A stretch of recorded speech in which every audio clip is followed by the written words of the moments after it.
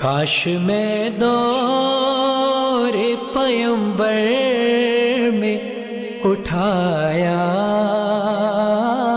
جاتا، کاش میں دور پیمبر میں اٹھایا جاتا، باخدا قدموں میں سرکار کے پایا۔ اعوذ باللہ من الشیطان اللعین الرجیم، بسم اللہ الرحمن الرحیم۔ ربی یسر ولا تعسر وتمم الخیر، ربی اشرح لی صدری ویسر لی امری واحلل عقدۃ من لسانی یفقہوا قولی۔ اللہم صل علی محمد وآل محمد وعجل فرجهم اجمعین۔ تمام حمد و ثنا ہے اس پاک پروردگار عالم کے لیے کہ جس کی قبضہ قدرت میں ہم اور آپ کی جان و مال ہے۔ یہ وہ حقیقی خالق کائنات ہے کہ جو ہمارا تو خدا ہے، لیکن یہ موسیٰ کا بھی خدا ہے، یہ عیسیٰ کا بھی خدا ہے، یہ فرعون کا بھی خدا ہے، یہ محمد و آل محمد کا خدا ہے۔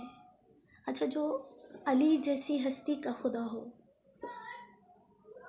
یقیناً اپنی گفتگو کا آغاز، اپنے ہر کام کا آغاز اس خداوند عالم کے نام سے کرنا چاہیے کہ انشاءاللہ یہ میرا چینل، یہاں پر میں تجوید قرآن سے مومنات کو، بچوں کو، مومنین کو آگاہ کروں گی اور کچھ بیسک اسلامک ایجوکیشن بھی آپ تک پہنچاتی رہوں گی۔ اور اس کے علاوہ میرا اپنا ایک مدرسہ ہے، اور جہاں پر میں آن لائن اسلامک ایجوکیشن دے رہی ہوں۔ قرآن انسٹیٹیوٹ ہے، میں آن لائن قرآن سکھاتی ہوں، بچوں کو قرآن سکھا رہی ہوں، خواتین کو قرآن سکھا رہی ہوں۔ اچھا، بچے جو ہیں انڈر 12، اور خواتین کے لیے کوئی ایج لمٹ نہیں ہے۔ بس دیکھیں قرآن کریم سیکھنا کیوں ضروری ہے ہم سب کے لیے۔ دیکھیں قرآن کریم کسی عام بندے کی کتاب تو ہے نہیں ہے، اس بات پر آپ کو کوئی شک ہو تو آپ بتائیں۔ ہمیشہ مانگتے رہتے ہیں، دعائیں مانگتے ہیں، اچھا کبھی مستجاب ہوتی ہیں کبھی نہیں ہوتی، تو ہمیں اس وجہ سے بھی، فقط اس لیے بھی اس خدا کا شکر ادا کرتے رہنا چاہیے کہ اے خدا تیرا شکر ہے کہ تو نے ہمیں سانس عطا کی۔ اگر تو ہم سے ان سانسوں کو چھین لیتا تو کیا بنتا؟ تو اس خدا نے اگر ہمیں سانسیں بھی دے رہا ہے، یہ جو لمحہ بلمحہ ہم سانس لے رہے ہیں، ان سانسوں کے لیے بھی اس خداوند عالم کا شکر ادا کیجیے۔ یہ وہ خدا ہے، اس کائنات کو بنانے والی ہستی، اس عظیم کائنات کو بنانے والی ہستی۔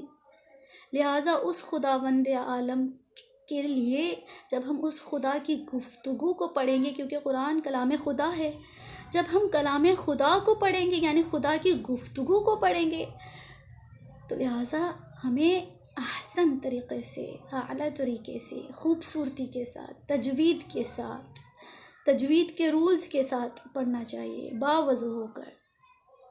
جب ہم کسی بہت بڑی ہستی سے بات کرتے ہیں تو ہمیں ہوتا ہے کہ ہم سے کوئی غلطی نہ ہو جائے۔ لوگوں کو بات کرنے کا سلیقہ نہیں آتا، ہمیں گفتگو کرنے کا انداز نہیں آتا ہیں، جو ایسی محفلوں میں قرآن خوانی میں بہت زیادہ فر پڑھ رہے ہوتے ہیں، ہم لوگ ان سے بہت زیادہ امپریس ہو جاتے ہیں۔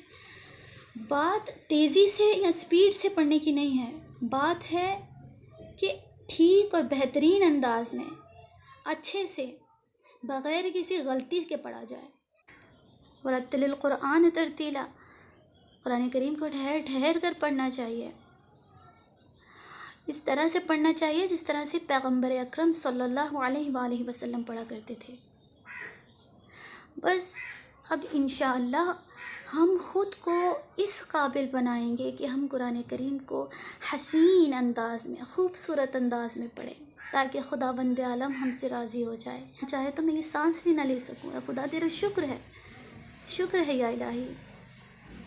اگرچہ ہم اس خدا کی حمد بیان تو نہیں کر سکتے، مولا متقیان نہج البلاغہ میں فرماتے ہیں الحمدللہ الذی لا یبلغ مدحتہ القائلون، کہ جتنے بھی بولنے والے ہیں اس کائنات میں اس کی مدحت بیان ہی نہیں کر سکتے، اس کی حمد بیان نہیں کر سکتے۔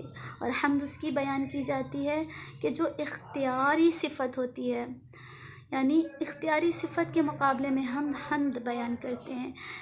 یعنی اگر وہ خدا چاہے وہ اختیار رکھتا ہے کہ وہ خدا ہم سے ان سانسوں کو چھین لے، اس کائنات کو لپیٹ دے، قیامت آ جائے آج ہی کہ آج نظام کائنات درہم برہم ہو جائے، لیکن وہ خدا نہیں کر رہا. کیوں؟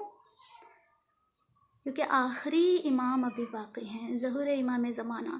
اللہم صلی علی محمد و آل محمد وعجل فرجہم اجمعین. ہم انتظار ہیں، منتظر ہیں امام کے.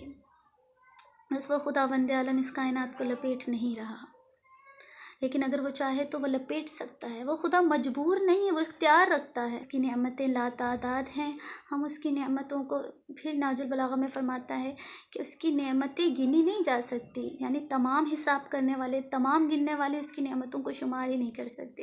لہذا جس کی نعمتیں شمار نہیں ہو سکتی، اس کی حمد کیسے بیان کی جا سکتی ہے؟ ہم لوگ جاہل قاصر تو ہیں نہیں ہیں. یہ دور وہ ہے کہ جب ہر کسی کے پاس اینڈرائڈ ہے. گاؤں دیہات میں بھی آج کل اینڈرائڈ ہے، لیپ ٹاپ یوز کر رہے ہیں، اور بڑے بڑے شہروں کی بات تو الگ بات میں آتی ہے.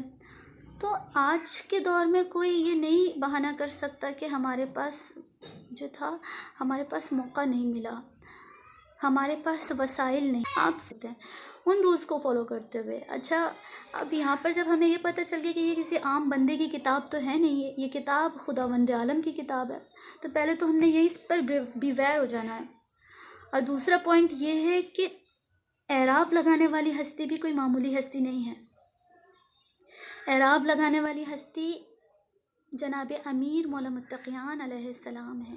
اللہم صلی علی محمد. کاش میں دور مولا پیمبر متقیان نے اعراب میں لگائے ہیں، تو اگر ذرا سوچیں اٹھایا ہم سے کوئی اعرابی جاتا. مسٹیک کاش میں دور تا مجھے، پھر مجھے راہ محمد میں بچھایا جاتا. کاش میں دور پیمبر میں اٹھایا